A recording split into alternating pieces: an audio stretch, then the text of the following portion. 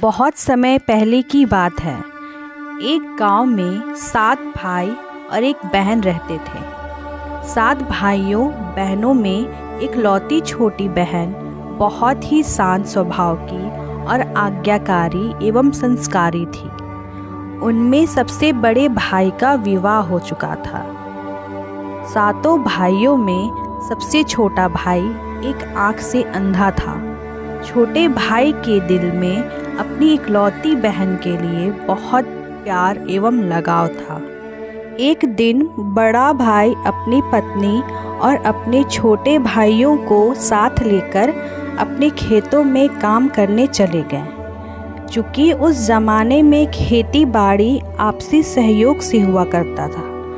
सभी लोग खेतों में काम करने जाने से पहले अपनी छोटी बहन को खाना बनाने का आदेश देकर घर से निकलते हैं। 7 भाइयों की बहन अकेले घर पर खुशी खुशी सबके लिए खाना बनाने के लिए जंगल से सिरौटी की साग को तोड़कर लाती है और बड़े ही प्यार से सिरौटी की साग की सब्जी बनाने से पहले बैठी से साग को काटने लगती है।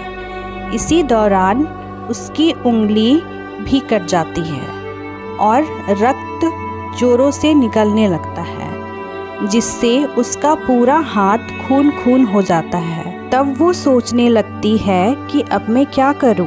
अगर घर के दीवार में खून को पोंछूंगी तो भैया लोग देख लेंगे और चिंता करेंगे, और अपने कपड़े में पोंछूंगी तो भाभी खून लगा कपड़ा देखकर माहवारी समझ खाना नहीं खाएंगी। उनकी बहन इस डर से सब्जी पकाने वाले सिरौटी की साग में सारा खून पोंछकर खून को बहने से रोकती है। फिर इसी खून लगे साग को सब्जी बनाती है। जब उसके सारे भाई और भाभी अपने खेतों से लौटते हैं तो छोटी बहन हमेशा की तरह सभी के लिए साफ थाली में खाना और मिट्टी के लोटे में पीने के लिए पानी देती है, और सभी एक साथ खाना खाते हैं और पके हुए साग को खाकर खाने की जमकर तारीफ करते हैं। और वे सब अपनी बहन से पूछते हैं कि बहन, तुम्हारे द्वारा बनाया हुआ यह साग बहुत बार खाया है, लेकिन आज की बनी सब्जी का स्वाद बहुत ही अद्भुत लगा।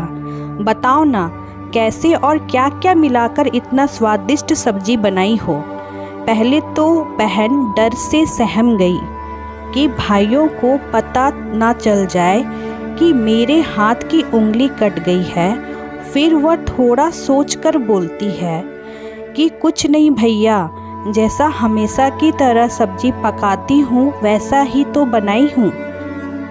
उनकी बहन अगले दिन 7 भाइयों के अनुरोध पर फिर से एक बार वही सिरौटी की साग की सब्जी बनाती है, लेकिन भाइयों को पिछले दिन जैसा स्वाद नहीं मिलता। फिर ऐसा ही अनुरोध 3-4 बार हुआ, लेकिन खून लगे साग का स्वाद उनके मन और दिमाग से नहीं उतर रहा था।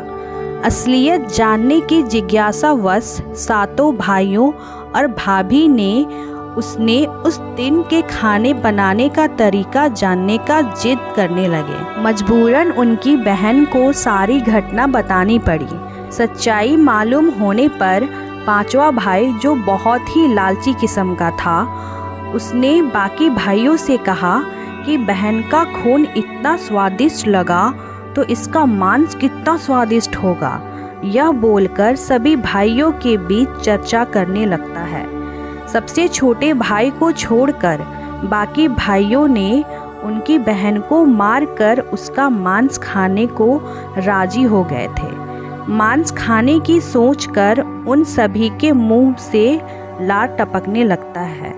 भाइयों के मन में स्वादिष्ट खाना खाने के लिए वे कितना लालची बन गए हैं, इसका आभास उनकी बहन को हो गया कि किस प्रकार उसके भाई उनकी मांस खाने की लालसा रखते हैं।